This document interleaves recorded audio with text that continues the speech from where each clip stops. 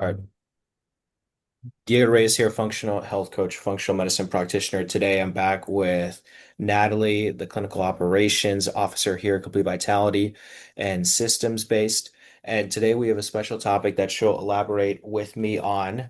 And we're going to go dive deep into advanced functional lab testing, advanced comprehensive blood testing, testing that we'd like to do here at Complete Vitality to help investigate the underlying root cause to people's chronic health issues, conditions, and as well as optimize their life and longevity.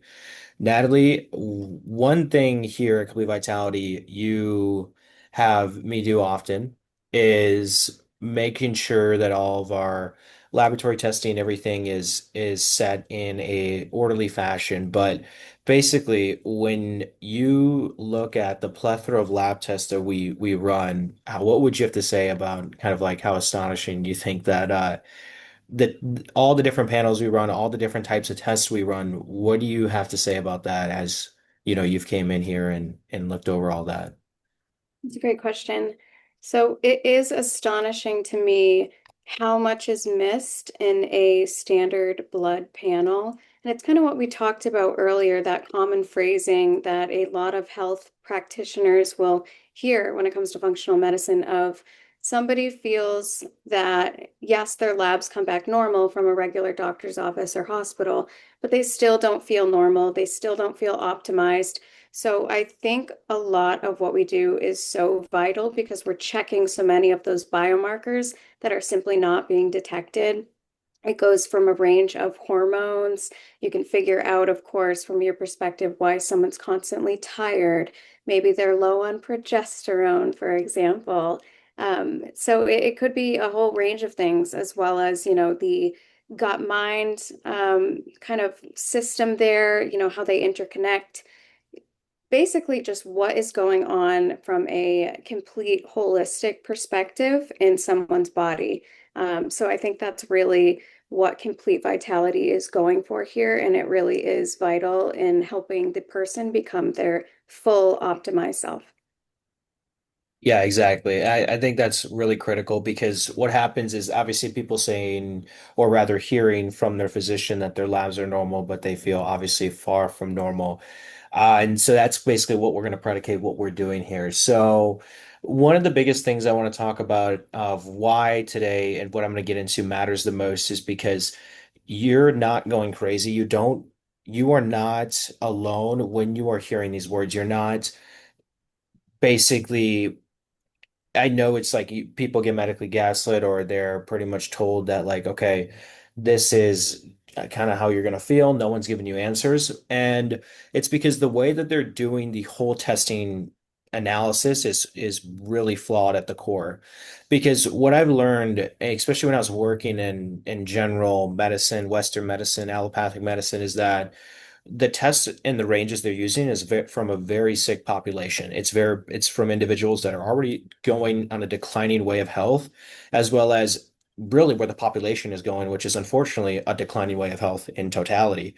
So, with all that being said, now we're taking sick people and trying to analyze them, or rather put them in a box next to healthy people. And if healthy people are not in a state of being completely sick and unwell, then they're going to be just fine.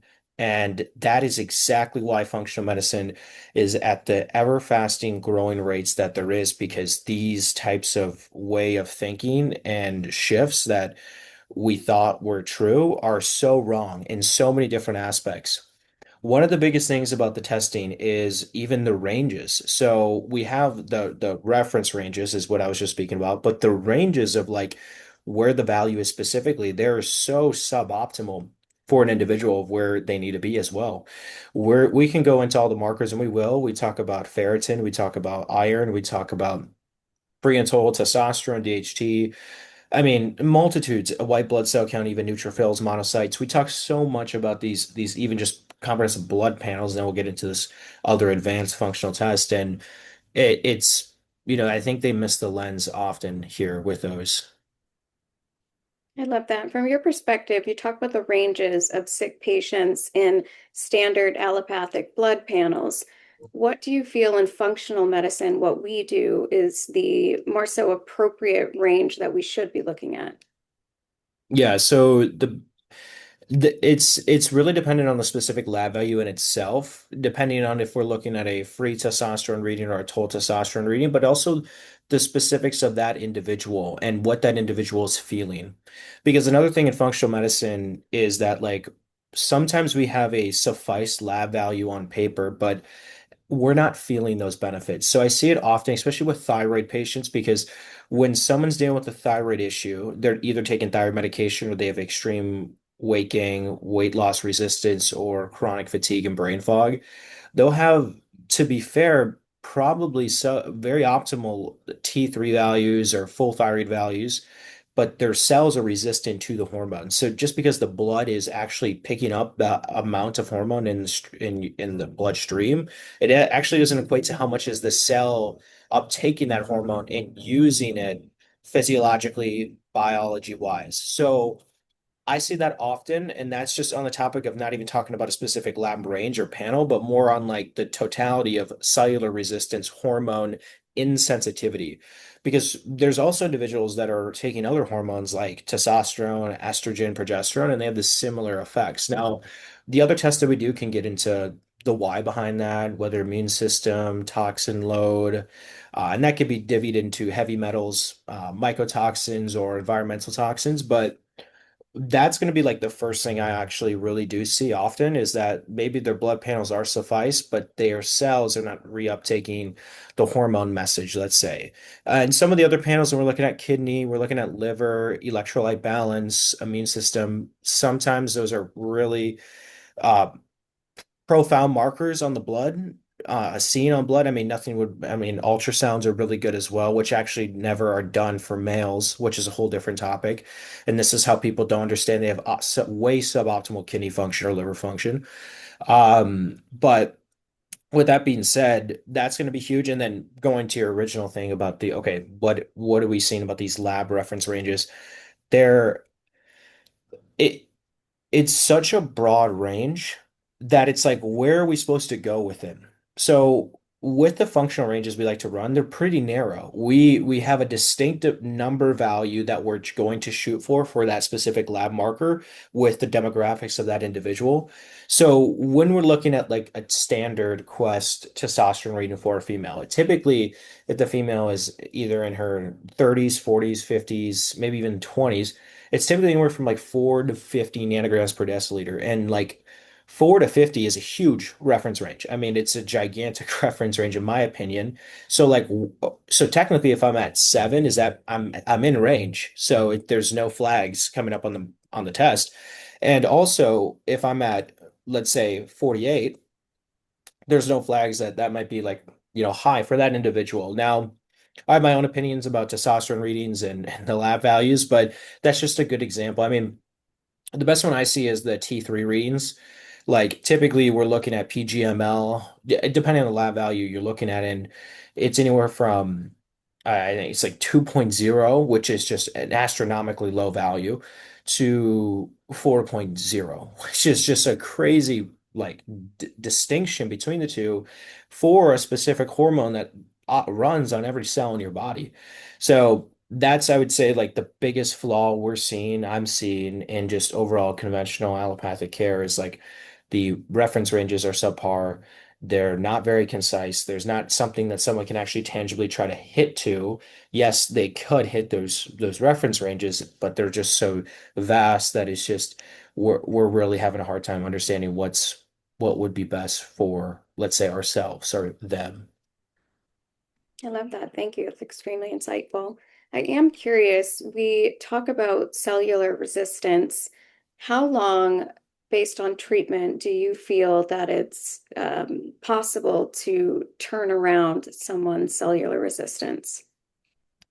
Yeah, it's an incredible question, and it really depends on what is driving the cellular resistance. Is it going to be a nervous system autonomic dysregulation? Is it going to be an immune system dysregulation? Is it going to be some type of viral infection, bacterial infection, some type of toxicity impact that that individual has?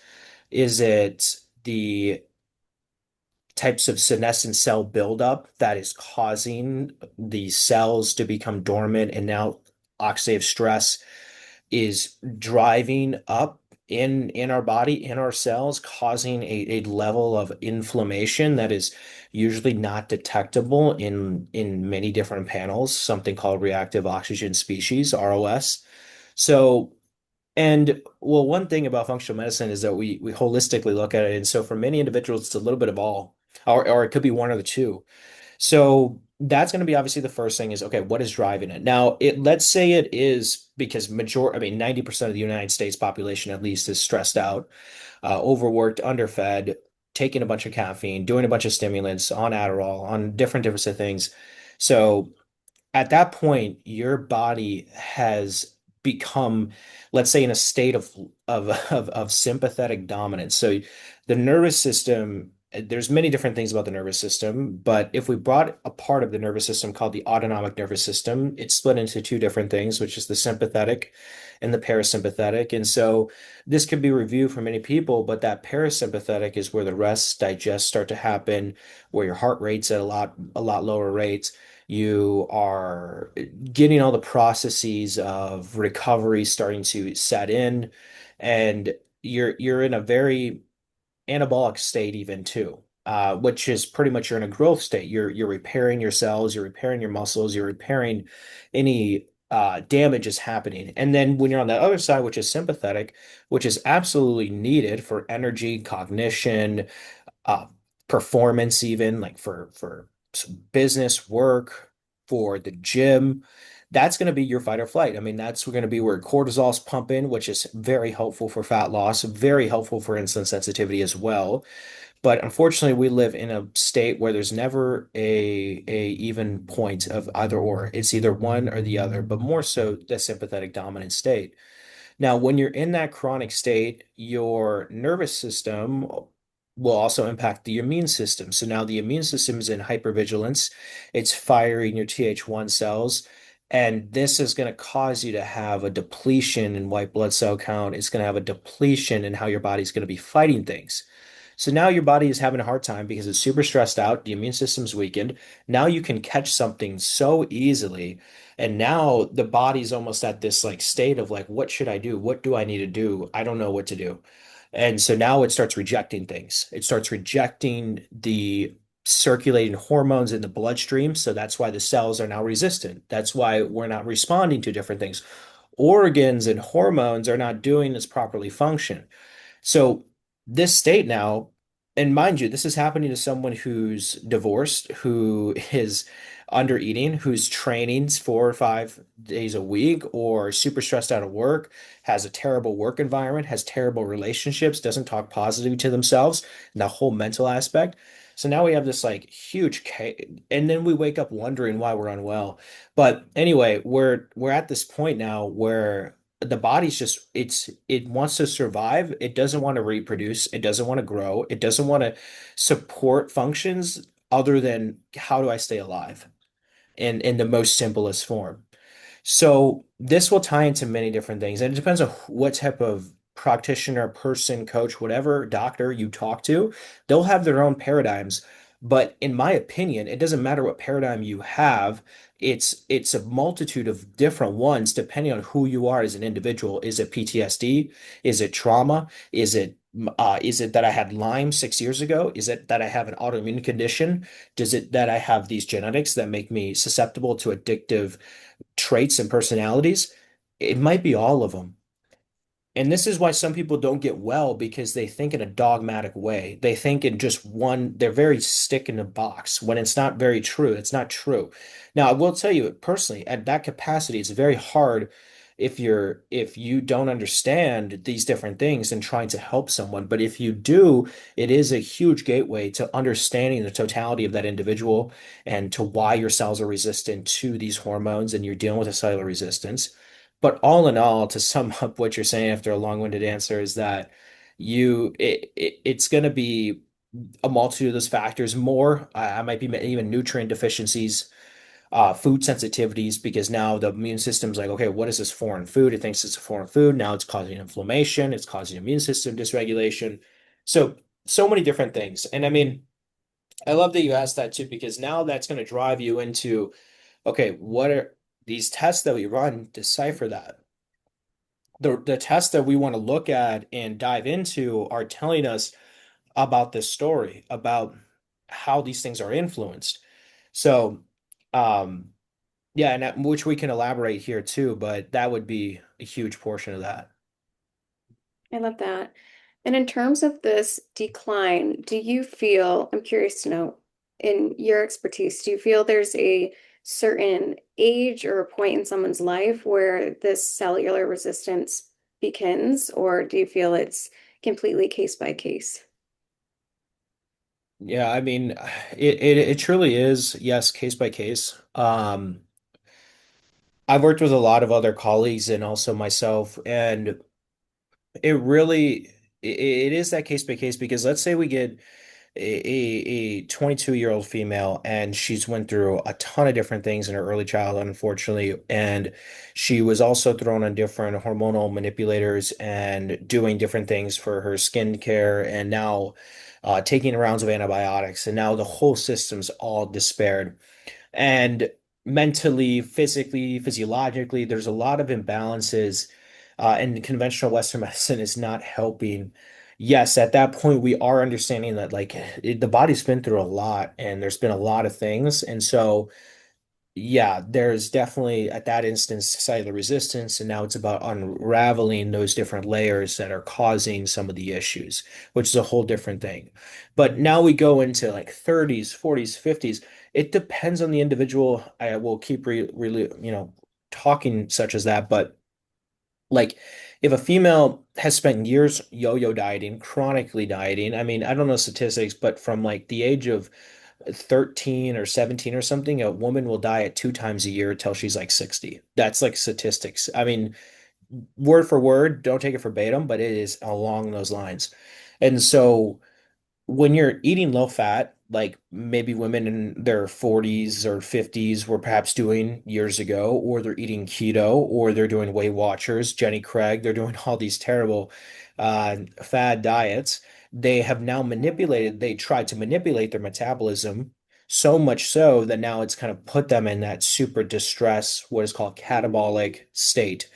They are now not operating at the level that they should be. So they will start to perhaps uh, undergo that cellular resistance, and now that's why a lot of the issues are happening at that time. So Mhm. yeah, age dependent, but then also, I mean, very diverse in where someone would be. Definitely. And that reminds me, you mentioned metabolism and metabolism manipulation. Can you give your opinion on GLP-1s? Yeah. Um, I GLP-1s, in my opinion, have been an incredible tool as well as an a very terrible tool for specific individuals. I will not say that the individual that doesn't want to put in the work and wants to take a GLP, like that's their own choice. You do what you need to do. But I think it's more on like the state of where we're at in health, where colon cancer is on the rise, which is a huge problem, especially in young adults. Slowing down gastric emptying, s- disrupting any part of the digestive process will definitely cause a ton of problems for an individual that maybe has already had terrible GI health. And I think that's typically where I'm seeing a lot of issues with the GLPs, in my opinion. But going to you specifically on the metabolism and so forth, I I have been doing this a little bit enough to understand that, okay, we know that the law of thermodynamics is, okay, if I eat less than I burn a day, I will lose weight. That's very true. And there's nothing we can do about that. Now, the thing though is that with metabolism and how things function in our body, the fuel efficiency of the system, which is the system of what's taking the food that you just ate and processing it, metabolizing it, that system is subpar. That's why weight loss resistance is very real. That's why metabolic resistance is so real because an individual could have be eating 1,200 calories, 1,000 calories, But since their engine is so terrible at burning these calories and making it efficient because they're insulin resistant or they have low thyroid hormone or other hormones or their nervous system's dysregulated, their digestion's messed up, then they're not going to be processing those 1,000 calories like someone who's healthy would be. And that's also another big issue is that the populations that are getting studied right now in just normal research is of a healthy population. It is not of a population that is chronically dieted, that is extremely stressed out in their life and personal life, perhaps. The participants in the studies are not dealing with, it's not the same as everyday people. This is why the empirical data that I have and people like me perhaps have is imperative in terms of the totality of all of this science and understanding, because when you take an everyday person who's going through all these different things, it's not the same as what the textbooks are saying. And that's where, let's say street smart, I want to say it like that, but you could truly understand what we're seeing clinical experience would be the right terminology there. But so going back to that, well, a lot of things that happen with the metabolic resistance and metabolic dysfunction is a lot with insulin and blood sugar. Because when you're in a very heightened state, or you are dealing with low muscle mass, or you're dealing with not the right macronutrient ratios, your insulin and blood sugar will start to be manipulated in different ways. Either usually it's becoming resistant. Your body has started to produce so much glucose because you're so stressed out. The the way of eating isn't probably on par, perhaps, of how you'd want to do that. Or even you're turning the protein into sugar through neoglucogenesis. So now, with that being said, you are now burning the protein that you were supposed to have to retain muscle, build muscle, and now you're turning that into sugar for it to be burned. So now you're losing muscle tissue actually. So that's why just actually eating in a low calorie, high protein state on a GLP without having these underlying things fixed can be actually pretty detrimental. And I don't think that lens is really spoken about a lot. So for the right individual, it could be life-saving. Someone who's dealing with tons of eating problems, like where they have terrible relationships with food, individuals that are just at the point of maybe obesity where they literally cannot burn or do all these things, is also super important. Um, but leptin resistance is real. So what that essentially is your body is now resistant to just understanding, well, for one, just the appetite signaling, and then for number two, just understanding how my body is supposed to process the things that I'm ingesting into the right appropriate areas to let's say use it for energy, to use it for storing as muscle tissue or glycogen in my muscles. It's so not able to do so because you think about it, it's like there's a point when you would think that your body would be like, oh, I'm suffice in nutrition, like I don't think I need to eat anymore. But we obviously have seen the extreme shows of the very heavy individuals that are not having those problems. They're having the exact opposite, where they're constantly, um, ingesting food. So, with that being said, I think in those type of scenarios, I think it could be very beneficial, especially to kickstart someone. Now, I work with a very subset population that they are healthier individuals. They are doing all the right things. GLP therapy is introduced and it's tremendous for them. And I am fully for that because at that point, it helps partition nutrients better. So you have better glucose partitioning, you have better insulin signaling, which is very anabolic for an individual. So the GLPs in that facet is super beneficial. And then another thing is that, like, if you're shooting for a specific goal to obviously lose weight and you understand a lot of the nutritional things, that aspect of stuff can really lead to profound results that are better than just killing yourself in nutrition and by starving and so much so. So, I mean, there's pros and cons just like anything else, but those would just be alluding to some of the bullet points on that. Hmm. That's great. And a lot of biohackers have focused over time on the process of ketosis. And so I feel like a lot of what you said has to do with ketosis. Can you talk a little bit about that, the pros and cons? Yeah, so with the ketosis, I mean, very medicinal, to be honest. Unfortunately, yes, like I just, I just talked negatively about the fat dieting and cutting out carbs, which is very true to an extent. The way that the way that ketosis can be very beneficial is that now your body is exchanging where energy is getting used for. Instead of the immediate source of energy that we typically have as a human beings is glucose. We typically want to run on glucose, we want on carbohydrates, but they're not the absolute necessity. We can run on triglycerides, we can run on fat. And that's the ideology behind ketosis. Now, what's also beneficial for that is that it's very cellularly beneficial because now you're not creating something called glycation, which is a process of causing where glucose could be causing stress and inflammation to the cells and to our body in a way that can disrupt it in many different facets. So talking on that aspect, I think that that's an incredible tool. I think it's an incredible tool, but it's more of a medicinal tool. You take someone who's dealing with a lot of gut issues and you go keto, they could see drastic benefits. Now, there's reasons behind that. They cut out a lot of ferments or carbohydrates, fiber for individuals like an IBD case. You can see some dramatic benefits. I mean, just look at all the anecdote, like all the evidence and look at just all the forms of carnivore dieting. Carnivore dieting had its, I mean, a few years ago, it was very big. Maybe it's very big in very a few different communities today. But just take a look at that, and you can see the benefits that people are having. My skin's clear, my hormones are balanced, my energy is back, my gut is healed. And that's very true because sometimes for an individual, depending on them, the carbohydrates could be driving these problems. Now, was it the carbohydrates or was it how the body's handling carbohydrates? I mean, usually, it's there's a lot of things to it. I won't speak too much to that because that seems to be very opinionated. But with that being said, it is a very medicinal tool. I mean, very healthy to do when it's the right time. Typically, initially, it's not really when you're very stressed out. You've already been under eating.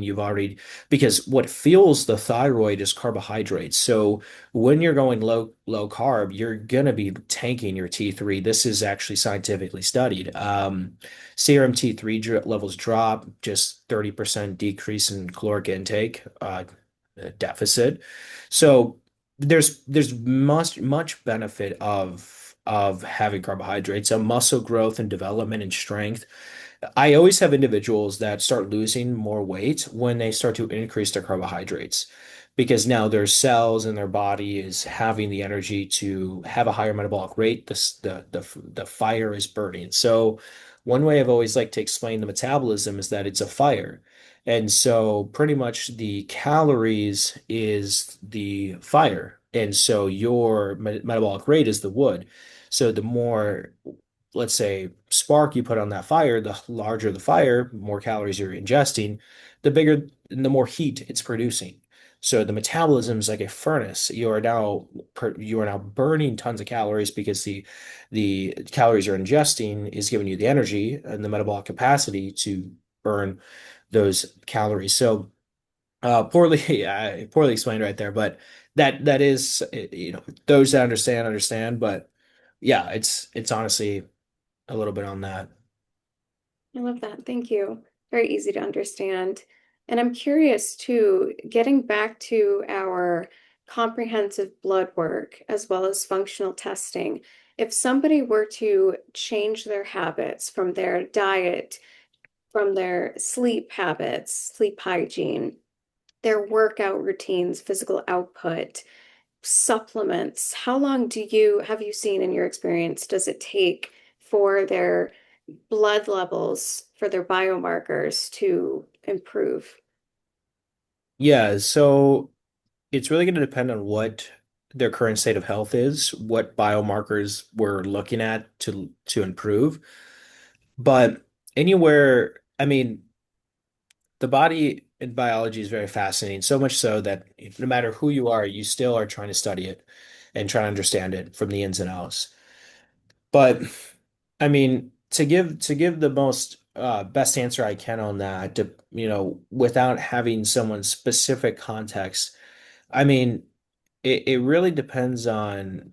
how aggressive first and foremost someone is on the restore plan, but also like what is the issue? If it's, hormonally a decline, well, what are the things that are causing the hormonal decline? Is there any things that we can fill in terms of gaps to support the hormonal decline? Symptom resolution will come far beyond even blood work readings. And so I want to touch on that because sometimes people think that when my blood reading is great, does that mean I feel great? Well, we all know that we don't have those all the time. Where someone's blood values might look incredible, to be honest. They've done a lot of research, they uploaded their labs into ChatGPT, Claude, and they're like, this is great. You have a fair good reading, but I feel like crap still. So this is not making sense.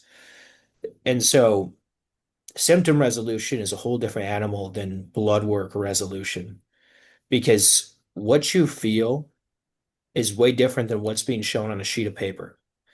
And the fact that we still think a sheet of paper is going to be the totality validation of what we think is optimal health is still flawed. And I see it often because, people are I mean, it's all psychological too. I mean, if you're looking at that lab value and you're like, wow, I'm great, then yeah, it's like, I mean, placebo works. That's studied and true. So, I always say symptoms trump labs all the time. So no matter what your labs are saying, what are you saying? What are you feeling? Don't tell me what the lab values are saying. Don't tell me what numbers on a sheet of paper are saying. Tell me how you are feeling. What are you saying? So, I mean, at that point, there's a lot of different things that are going to be the reason to why maybe you're not feeling great, to why you are feeling great, hopefully. So, the best way to answer that would say that with what context we have. So, Mhm. That's amazing. And that kind of brings me to my next question. With modern medicine, I personally feel, and maybe you do too, that a lot of it is very prescriptive in terms of, based on solving the symptoms that we experience. In your experience, how important do you feel it is to be more so proactive, and how often should an individual get tested and run their labs for the various biomarkers that we do here? yeah. So, yeah, I would say anywhere from you should be getting labs at least 2 times a year. I mean, every 6 months. That should be a given. You definitely want to be your own doctor because that's the future of healthcare, as you can tell. I mean, we spend the most money, we have the most health coaches, we have the most trainers, we have the most innovative medicine, we have all these different things, and yet we're the sickest country in the world. So if that doesn't tell you what's wrong with our healthcare, then I'm not sure what will. But with that being said, like I had mentioned, the future of healthcare is to become your own doctor. So running those tests 2 times a year minimum is essentially very, very critical to understand where the overall state of your health is truly, even if you are healthy, because you never know.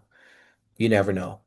And so I would say that. Now, if you are, let's say, honing in on specific health issues or protocols, so if you're dealing with a lot of thyroid issues, you're dealing with hormonal imbalance, you're dealing with the immune system, I think, yes, 12-week intervals to fine tune things are incredibly important.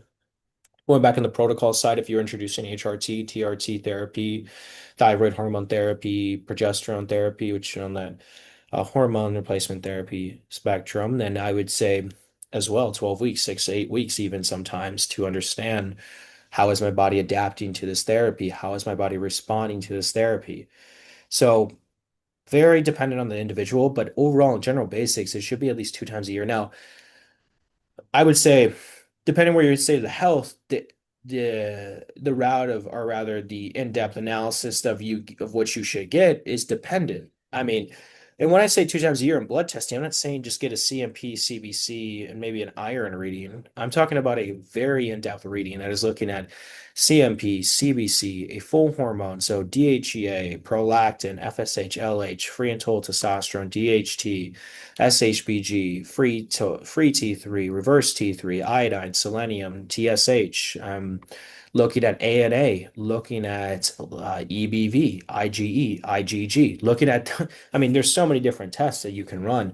And I know it because I'm doing it every day. And so, advanced cardiac panel, I mean, that could save hundreds of lives, thousands, hundreds of thousands of lives. I mean, the number one killer, as you know, is cardiovascular disease. So, getting that done like once a year, even just that full 200, 250, 300, 400 biomarker, whatever sounds sexier to you, 400 biomarkers, running that is going to be life-saving for you. Catching any dysfunction early on is going to be, and that's what we do here at Complete Vitality. So that is the first thing that clients do. And just that in there, I think alone, the investment is well worth it because now they've just understood things that they would never, ever, ever, ever would have gotten with their primary care physician, with their endocrinologist, with their general practitioner, whomever you may say, even naturopathic person. I've had so many different people. Sometimes they don't get that. And so it's an invaluable thing that's undervalued. And yeah, so I would say that.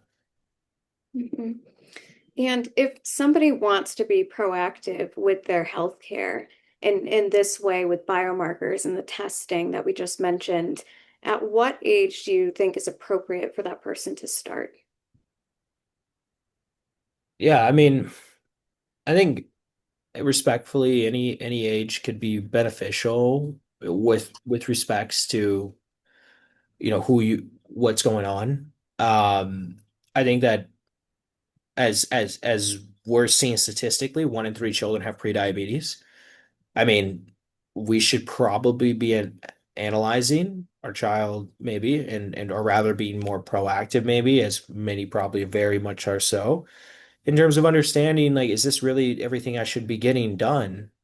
Which I won't talk on that because that will be a whole different thing, but you should be getting it as soon as possible, to be honest. As soon as you can get yourself to be able to get it, then I would do it as soon as you can. Because the sooner you do it, the sooner you can understand your body. Because it's not just about my burden, I'm going to buy a 50, $60 blood test. And it's not, it shouldn't even be that. It should be like, I want to understand my body so I know what I need to do for myself. It's for me, not for what they did, not for what she did, for what I want and what I need to do.